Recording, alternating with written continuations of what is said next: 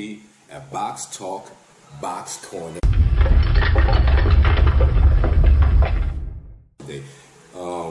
Today's discussion, we're going to talk about why is fighting arts or the warrior's path considered the quickest path to enlightenment. Now, some of my brothers in the martial world, I know you've heard this saying before, the warrior's path is the quickest way to enlightenment. And there's a reason for this. The reason for this is emotional content. Now, one thing that you learn through all of the grueling years of training and sparring and meeting fighters better than you is that emotional content must be controlled. That's the key to all of this. Learning these fighting techniques is not to just kill another man, it's to control yourself. So if you do have to kill another man, you do it in the fashion that makes you the hero. Emotional content. And in this world, in the fighting world, there's more emotions flowing than any other place. Now, if you didn't know how to play basketball, you knew nothing of the game, you didn't know the rules and nothing like that, and Steph Curry walked up on you and said, yo, let's play a game one-on-one. What you going to say? You're going to say, I don't know how to play. But if a man walks up on you and says, you know what? I'm about to fuck you up. You're going to say, I'm going to fuck you up. I'm going to beat him up. But neither one of you are training to even make that call. Because, see, that's the emotions. That's the emotions within men, the ego and the insecurities. And this is really what the martial arts were made to clear up. So that when you go into war, you go into war with a single mind. To fight for the cause. Not to go in there with your own emotional opinions or what you think should be happening. You have to be singular to the cause so that you can fight for the cause. And the way you fight for the cause is through the training. And through the training is how you reach enlightenment, like Musashi. The Japanese warrior, if you ever read the Book of Five Rings, you know he talks about it. After killing so many men, he started using the wooden sword. He didn't want to kill anymore. Because he had a spiritual awakening. When he got into it, he wanted to prove the warrior he was. And he was the untaught swordsman to show his skills. So he killed to prove.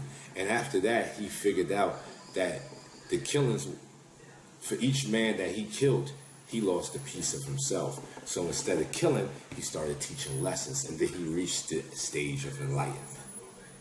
This is the whole thing. These arts, though are meant for war, they're meant for a higher purpose than just killing another man. You're taking control of yourself. You're taking control of your emotional self. There are a lot of people running around emotionally retarded just because they can't, like, you know, when you see a person that is mentally handicapped, you can see it, you know, in their physicality. But emotional retardation hides itself. These people look regular, they, off 10 fingers, working, toes, they moving right. But emotionally, they are retarded and they are dangerous. And this is why the fighting arts,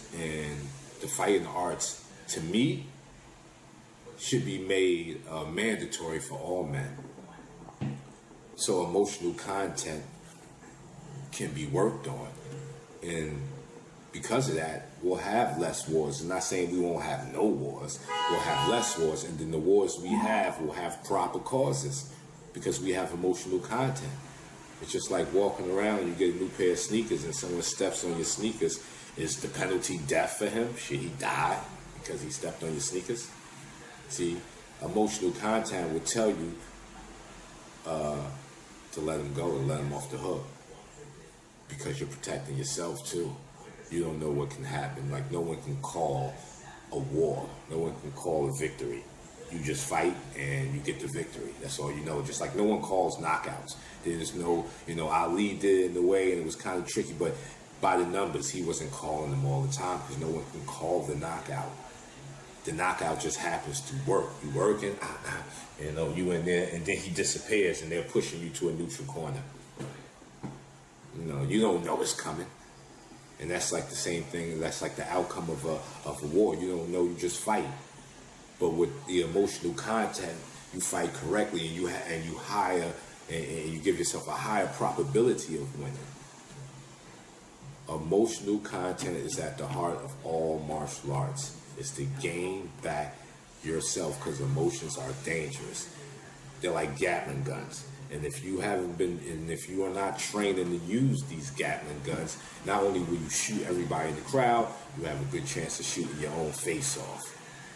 So yes, the warrior's path is the quickest way to enlightenment, because the bottom line, through all of the training, through all of the wars, like, you can walk into a gym and they'll bring out someone better than you, and no matter how mad you get, no matter how much you try the incredible hard, he still kicks your ass.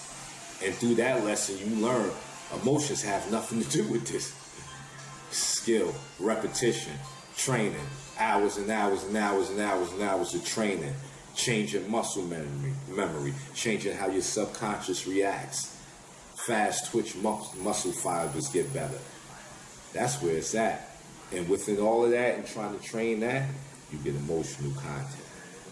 So, who fights? People who don't know how to fight.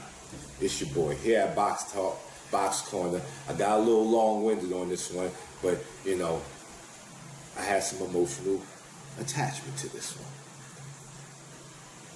Chin down, hands up, defense first.